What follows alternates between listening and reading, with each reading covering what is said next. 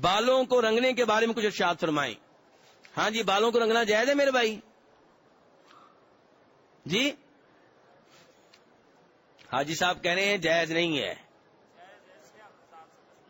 جی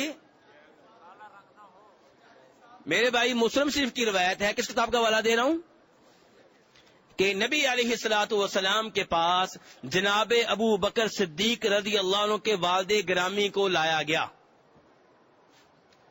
تو ان کی داڑھی کے بال بھی سفید تھے، سر کے بال بھی سفید تھے. آپ علیہ الصلوۃ والسلام نے فرمایا کہ ان کی داڑھی کا اور سر کے بالوں کا رنگ تبدیل کر دو، لیکن کالے رنگ سے بچنا. تو اس سے کیا معلوم ہوا کہ سفید بالوں کو رنگین کرنا جائز ہے یا بہتر ہے؟ بہتر ہے. جائز نہیں بلکہ کیا ہے؟ بہتر ہے. لیکن کالا رنگ نہ ہو، خالص کالا رنگ نہیں ہونا چاہیے.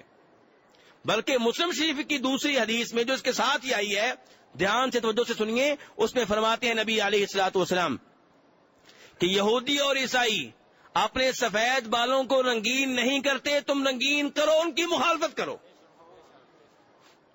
تو رنگین کرنا بہتر عمل ہوا یا جائز ہوا؟ بہتر ہے، مستحب ہے، اجر و ثواب ملے گا. اور یہاں سے یہ بھی معلوم ہوا کہ شریعت چاہتی ہے کہ مسلمان یہودیوں عیسائیوں کی مخالفت کریں، اور ہم کیا کر رہے ہیں؟ اللہ ہمیں ہدایت دے.